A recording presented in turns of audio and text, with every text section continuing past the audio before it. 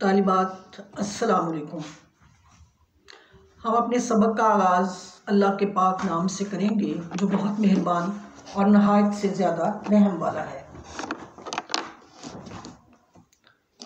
तालिबात, आज मैं आपको उर्दू तश्कीलो इर्तका, आपके सिलेबस का मौजू है उर्दू ज़बान तश्कीलो इर्तका।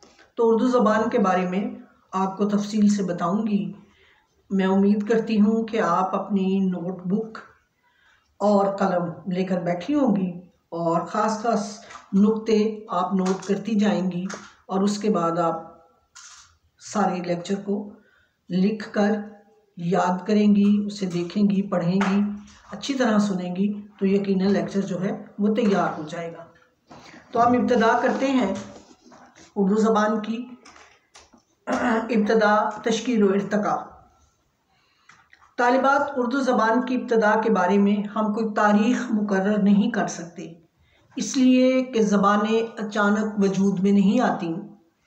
ज़बानों के वजूद में आने के लिए सैकड़ों सालों का अरसा चाहिए होता है और ज़बानें आहिस्ता आहिस्ता बोल चाल से ये वक्त जो है वो सर्फ करती हैं, फिर उनमें ज़ख़ीराए अल्फाज जमा हो जाता है और एक वक्त आता है कि वो सदियों के बाद, सैकड़ों सालों के बाद लिखने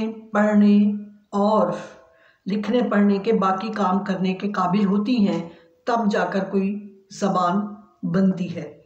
तो इसलिए ज़बान की तश्कील और इर्तका जो है उसकी कोई तारीख़ मुकर्रर नहीं होती। इसी तरह उर्दू की इब्तदा के बारे में भी यही जो सूरत हाल है वो पाई जाती है। उर्दू का आगाज़ उस वक्त हुआ जब मुसलमानों ने हिंदुस्तान में अपने कदम जमा लिए और यहाँ के मकामी बाशिंदों से उनका मेल जोल शुरू हुआ और उर्दू ज़बान पर फ़ारसी और अरबी ज़बान के असरात नुमायाँ तरीन हैं। इन दो हकीकतों की रोशनी में हम देखेंगे कि उर्दू ज़बान की कहानी क्या है, उसकी इब्तदा, उसकी तश्कील और इर्तका किन मराहल से गुजरी। तो तालिबात, उर्दू की कहानी कुछ इस तरह है कि जब आर्या अफराद, कौम, लोग वस्त एशिया के मैदानों से उतरकर पंजाब की राह से हिंदुस्तान आए तो उन्होंने यहाँ के कदीम बाशिंदों को जुनूबी हिंदुस्तान की तरफ धकेल दिया और ख़ुद पंजाब में और गंगा के किनारे आबाद हो गए। उस ज़माने में उन आर्या हिंदुओं की ज़बान संस्कृत थी, लेकिन कुछ तो उन लोगों के बढ़ने फैलने और कुछ आबो हवा के असर से संस्कृत में बिगाड़ पैदा हो गया और संस्कृत क्या से क्या बन गई। इस गलत मलत बोली का नाम प्राकृत या प्राक्रात रखा गया।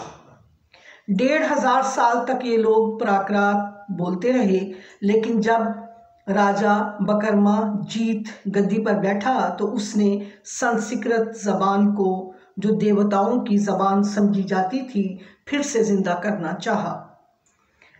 राजा की मर्ज़ी से बड़े बड़े पंडित संस्कृत में किताबें लिखने लगे और संस्कृत फिर हिंदुस्तान की इल्मी ज़बान बन गई।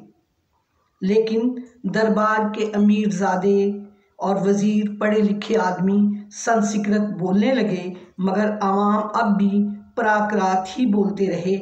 आखिर बदलते बदलते ये प्राकृत ब्रज भाषा में बदल गई, यानी प्राकृत जो थी, जो बोली थी प्राकृत, वो ब्रज भाषा में बदल गई। चुनाचे मुसलमानों के हिंदुस्तान में वारिद होने से पहले सारे शुमाली हिंद में ब्रज भाषा ही बोली जाती थी। ब्रज भाषा के दोहे उस वक्त भी लोगों को याद थे और ये बताते थे कि ब्रज भाषा नहायत शीरीं ज़बान थी। तो तालिबात, प्राकृत से ब्रज भाषा जो है वो शुमाली हिंदुस्तान की ज़बान बन गई। इसी असना में मुसलमान हिंदुस्तान में आ गए। पिछले पिछली बोली प्राकृत जो है वो ब्रिज भाषा ही रही, और पहले पठानों और फिर मुग़लों की बादशाहत हुई, उन लोगों की ज़बान फ़ारसी थी। फ़ारसी में बहुत से अल्फाज अरबी और तुर्की के मिले हुए थे। जिस तरह आज उर्दू ज़बान में अंग्रेज़ी के बहुत सारे अल्फाज बगलगीर हो रहे हैं, उर्दू से अंग्रेज़ी के बहुत सारे अल्फाज बगलगीर हो रहे हैं, उसी तरह मुसलमानों की ज़बान में फ़ारसी, अरबी और तुर्की के अल्फाज शामिल थे। इस तरह फ़ारसी और तुर्की के बेशुमार अल्फाज ब्रिज भाषा में बदलने लगे। मुग़लों के अहद में यूरोप की बाज़ कौमें हिंदुस्तान में आईं, इसलिए कुछ पुर्तगाली और कुछ फ़्रांसीसी अल्फाज भी ब्रिज भाषा में आ गए। इसी तरह होते होते शाहजहाँ के ज़माने में ब्रिज भाषा की सूरत ऐसी बदल गई कि इसका पहचानना मुश्किल हो गया। यानी अब ब्रिज भाषा की शक्ल सूरत जो है उसमें अरबी, फ़ारसी और तुर्की, पुर्तगाली और फ़्रांसीसी लोगों के कुछ अल्फाज भी शामिल हो गए। इस ज़बान को हिंदू मुसलमान सब समझ सकते थे, क्योंकि इसमें हिंदी भाषा और फ़ारसी के अल्फाज मिले हुए थे। चूँकि मुग़लों के लश्करों में हिंदू मुसलमान सब नौकर थे, उससे ये ज़बान छावनियों में फैल गई। सब सिपाही एक दूसरे का मतलब इसी बोली की मदद से समझ लेते थे। इस तरह इस बोली का नाम उर्दू पड़ गया। यानी लश्कर में बोली जाने वाली सिपाहियों के मेल मिलाप के ज़रिए जो ज़बान बोली जाती थी उसका नाम उर्दू पड़ गया। तुर्की ज़बान में उर्दू लश्कर को कहते हैं, गोया उर्दू लश्करी बोली थी। उस दिन से उर्दू ज़बान ऐसी फैली और फूली कि तमाम बरे-सग़ीर को अपना बना लिया, और अब तो ये हाल हुआ कि बड़ी बड़ी ज़बानों का मुकाबला करने लगी। हिंदुओं और मुसलमानों ने मिलजुल कर इसमें किताबें लिखकर और शेर कहकर इसका दर्जा बहुत बुलंद कर दिया। इस तरह चारों तरफ इस ज़बान की धूम मच गई। ज़माने का इनकलाब इसी का नाम है कि वो बोली जो लश्कर में उजड़ और गंवार बोला करते थे और जिसको सुनकर पढ़े लिखे इंसान हंसा करते थे, आज उसकी वो इज़्ज़त है कि जो उसे न सीखे वो लिखा पढ़ा ही शुमार नहीं किया जाता। हमें याद रखना चाहिए कि हर कौम की इज़्ज़त उसकी ज़बान से होती है। मसलन अंग्रेज़ी में इल्मी किताबों का इस कदर वसी ज़ख़ीरा न होता तो कौन जानता कि अंग्रेज़ कौम इस कदर शाइस्ता और बुलंद पाया है। वो लोग जिन्होंने उर्दू ज़बान में दूसरी ज़बानों के तर्जमे किए हैं, और वो मुसन्निफ़ीन जिन्होंने बेबदल नावल और रूह अफ़ज़ा नज़में लिखी हैं, वाकई उर्दू ज़बान के मोहसिन करार पाए। तालिबात खुलासा ये है कि उर्दू प्राकृत की बेटी है, ब्रिज भाषा और फ़ारसी के मेल जोल से बनी है। इसमें संस्कृत और प्राकृत के जो अल्फाज हैं वो कसरत इस्तेमाल से घिस घिस कर नर्म, मुलायम और आसान हो गए हैं, और उनकी करख्तगी जाती रही है। सोना वही है मगर खटाली में ढलकर कुंदन बन गया।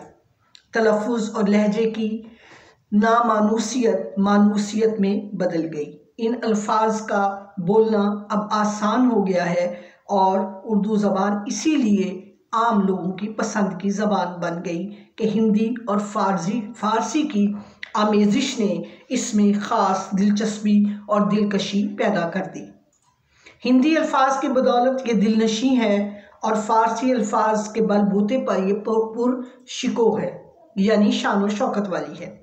कदीम ज़बानों में ये बड़ी दिक्कत थी कि एक ही लफ्ज़ को ज़रा ज़रा से फ़र्क से और तब्दीली से मुख्तलिफ़ सूरतों में लेकर आया जाता था और बोला जाता था। लेकिन उर्दू ज़बान में दूसरे अल्फाज की मदद और शमूलियत से ये दिक्कत जाती रही और मुरक्कब सूरतें पैदा हो गई हैं। अरबी, फ़ारसी और अंग्रेज़ी अल्फाज के तरह तरह के खुशनुमा रंगों की पिच्चीकारी से हिंदी इमारत की दीवारों को जगमगा दिया है। इन अल्फाज के मलाप ने न सिर्फ लुगत में इजाफ़ा किया है बल्कि ख़यालात में भी वुसअत पैदा हो गई है। तालिबात, जैसा कि ऊपर पहले मैंने आपको बताया कि उर्दू ज़माने की यादगार है, उस ज़माने की जिस ज़माने में मुसलमान फातह हिंदुस्तान में दाखिल हुए और अहले हिंद से उनका मेल जोल रोज़ बरोज़ बढ़ता गया। उस वक्त से मुल्क की ज़बान में खफीफ सा तगय्युर पैदा होता चला गया, जिसने आखिर एक नई सूरत अख्तियार की जिसका उनमें से किसी को सान गुमान भी न था। मुसलमान फ़ारसी बोलते आए थे और एक मुद्दत तक उनकी ज़बान फ़ारसी ही रही। दरबार और दफ्तर में भी उसी का सिक्का जारी था। हिंदुओं ने भी उसे शौक़ से सीखा। उस ज़माने में फ़ारसी लिखना पढ़ना तहजीब में दाखिल था। फ़ारसी के अलावा अरबी मुसलमानों की मजहबी और इल्मी ज़बान थी। दस्तार फ़जीलत का मिलना बग़ैर तहसील अरबी के नामुमकिन था, क्योंकि मुसलमानों के इल्म व फ़नून का ख़जाना इसी ज़बान में मदफून था। उधर मुल्क में जो ज़बान कदीम हिंदी या प्राकृत राइज थी उसे भी मुसलमानों ने सीखा। अवाम वही ज़बान बोलते थे, चुनाचे उस मखलूत ज़बान में बड़े बड़े शायर हुए। मुसलमान शाही दरबारियों और उलमा और शोरा ने भी ये ज़बान सीखी और इसमें तारीफ़ व तसनीफ़ भी की। गर्ज़ हिंदुस्तानियों के मेल जोल और खला मला से एक नई ज़बान ने जन्म लिया जिसका नाम बाद में उर्दू रखा गया। उर्दू के मानी लश्कर के हैं और लश्करी ज़बान जैसी होती है ज़ाहिर है, यानी आधा तीतर और आधा बटेर। इसीलिए अव्वल बहुत से लोग इसे इस्तेमाल करने से बचते रहे, लेकिन रफ्ता रफ्ता इसके कदम जमते गए और मुग़लिया सल्तनत के आखिरी दौर में शोरा ने इस बच्चे को साया आतिफत में ले लिया और पाल पोस कर बड़ा किया, बहुत कुछ सफाई पैदा की और नई तराश खराश से आरास्ता कर दिया। इसी तरह मुग़लिया सल्तनत के ज़वाल पर समंदर के रास्ते एक नई कौम हिंदुस्तान पर मुसल्लत हुई जो हिंदू मुसलमानों से बिल्कुल गैर थी, और इस कौम ने उसकी उंगली पकड़ी। उसने उंगली पकड़ते पहुंचा पकड़ा और दरबार सरकार में उसकी रिसाई हो गई और रफ्ता रफ्ता दफातर से फ़ारसी को निकाल बाहर किया गया और ख़ुद इसकी जगह उर्दू जलवागर हो गई। आखिर हिंदुस्तान की कदीम राजधानी, इसका जन्मभूमि और दो आबा इसका वतन हुआ, अब ये दूर दूर तक फैल चुकी है और बरे-सगीर के इस सिरे से उस सिरे तक चले जाइए, हर जगह बोली और समझी जाती है, बल्कि बरे-सगीर के बाहर तक जा पहुंची है। सबसे बड़ी चढ़ी बात यह है कि 3 मुख्तलिफ जलीलुल कद्र कौमों की, यानी हिंदू, मुसलमान और अंग्रेज़ों की चहेती है। इन तीनों की मुतफ़िका कोशिश की अज़ीमुश्शान यादगार भी है। तीनों ने इसे सीखा, पढ़ा और लिखा।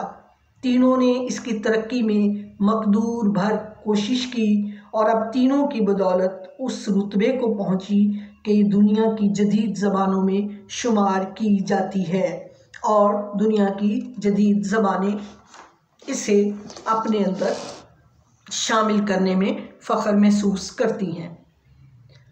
तालिबात उर्दू हिंदी नयाद है, यानी हिंदी से मिलकर बनी है और कदीम हिंदी या प्राकृत की आखिरी और सबसे शाइस्ता सूरत है।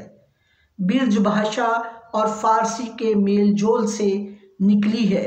इसमें जो संस्कृत और प्राकृत के अल्फाज हैं वो ज़माना दराज के इस्तेमाल और ज़बानों पर चढ़ जाने से ऐसे डल गए हैं कि असल अल्फाज में जो भद्दापन, करख्तगी और तलफ़ुज़ और लहजे की दिक्कत थी बिल्कुल ख़त्म हो चुकी है और सब कुछ छट छटाकर पाक साफ सीधा होकर सादा अल्फाज रह गए, जिससे ज़बान में लोच, घुलावट और सफाई पैदा हो गई। उर्दू के हिंदी नयाद होने में कुछ शुबा नहीं, क्योंकि बैरूनी ज़बानों का असर सिर्फ अस्मा व सिफ़ात में हुआ है, वरना ज़बान की बुनियाद हिंदी पर है। तमाम हरूफ फ़ाइली, मफ़ऊली, इज़ाफ़त, निस्बत, रब्त वग़ैरह हिंदी हैं। ज़मीरें सब की सब हिंदी हैं, लेकिन अरबी फ़ारसी अल्फाज के इजाफ़े ने मुख्तलिफ़ सूरतों में इसकी असल खूबी में इजाफ़ा कर दिया है। हिंदी अल्फाज में दिलनशीनी का ख़ास असर है और अरबी फ़ारसी अल्फाज में शान व शौकत। उर्दू ज़बान के लिए इन दोनों अनासिर का होना ज़रूरी है। अरबी फ़ारसी अल्फाज ने न सिर्फ लुग़त में बल्कि ख़यालात में भी वुसअत पैदा कर दी है, जिससे इसका हुस्न दोबाला हो गया है और वो ज़्यादा वसी और कारआमद बन गई है। मगर असल बुनियाद जिस पर वो कायम है वो हिंदी ही है। महज गैर ज़बानों के अस्मा व सिफ़ात के इजाफ़े से इसके हिंदी होने में मुतलक फ़र्क नहीं आ सकता। मसलन आजकल बहुत से अंग्रेज़ी लफ्ज़ दाखिल होते जाते हैं, लेकिन इससे ज़बान की असलियत और माहियत पर कुछ भी फ़र्क नहीं पड़ सकता। तालिबात, एक दूसरी बात उर्दू ज़बान में यह है कि वो इस असूल पर कायम है जब तमाम जदीद ज़बानों में इस वक्त पाया जाता है, यानी सूरत तरकीबी से हालत तफसीली की तरफ इसका रुझान है। कदीम ज़बानों में ये बड़ी दिक्कत थी कि एक ही लफ्ज़ को ज़रा ज़रा से फ़र्क और हेर फेर से मुख्तलिफ़ सूरतों में ले आते थे। अब दूसरे अल्फाज की मदद से मुरक्कब सूरतें पैदा हो गई हैं और वो दिक्कतें जो पहले थीं वो ख़त्म हो चुकी हैं। उर्दू को भी इस कैद से आज़ादी मिल गई है। ग़ज़ ये ज़बान मुख्तलिफ़ हैसियतों से ऐसी कबूल सूरत हो गई है कि इसकी तरक्की में शुबा नहीं हो सकता। इसकी सफ़ाई, फसाहत और सलाहियत और हिंदी, फ़ारसी, अरबी और अंग्रेज़ी के मुख्तलिफ़ मुफीद असरात इस अमर का यकीन दिलाते हैं कि दुनिया की होनहार ज़बानों में से एक ज़बान उर्दू ज़बान है और एशिया में एक रोज़ इसका और ज़्यादा सितारा चमकेगा। मगर यह ज़िक्र दिलचस्पी से खाली नहीं होगा कि दुनिया के बहुत सारे ममालिक में उर्दू अब समझी, पढ़ाई और पढ़ी जाती है। तालिबात, उर्दू ज़बान उसी तरह तश्कील और इर्तिका के मराहिल से गुज़री जिस तरह और दुनिया की ज़बानें गुज़रती हैं, और इसके लिए हम कोई ख़ास तारीख़ या अहद को कैद नहीं कर सकते, क्योंकि ज़बान बोलचाल के ज़रिए तरक्की करती रहती है और इसके ज़ख़ीराए अल्फाज में इजाफ़ा होता रहता है। इस तरह इसका दायरा वसी तर होता जाता है, यहाँ तक कि इसे शेर कहने, अदब तख्लीक करने, ख़तो किताबत और दूसरे तहरीरी मकासद के लिए इस्तेमाल करना शुरू कर दिया जाता है। जब ज़बानें तहरीरी दर्जे को पहुँच जाती हैं, उस वक्त लोगों को एहसास होता है कि एक नई ज़बान वजूद में आ गई है। उर्दू ज़बान का भी यही हाल है और यही वजह है कि उर्दू के आगाज़ के बारे में कोई मुसल्लम तारीख़, ज़माना या अहद जो है वो करार नहीं दिया जाता। तालिबात, आपने देखा कि उर्दू ज़बान किस तरह अपने मुख्तलिफ़ बोलियों से मिलकर बनी और उसके मानी और उसके बनाने में जो ज़बानें मुतशक्किल उसको करने में जिन ज़बानों ने हिस्सा लिया वो कौन कौन सी हैं। मैं उम्मीद करती हूँ कि आपने ये सारा लेक्चर जो है वो गौर से सुना होगा और आपको पता चल गया होगा कि उर्दू की इब्तिदा किस तरह हुई। अगले लेक्चर में हम इंशाअल्लाह उर्दू की दरोबस्त पर और बात करेंगे। आज के लिए इतना ही काफ़ी है और मैं उम्मीद करती हूँ कि आपकी समझ में ये सारा लेक्चर आ गया होगा। वस्सलाम, खुदा हाफिज़।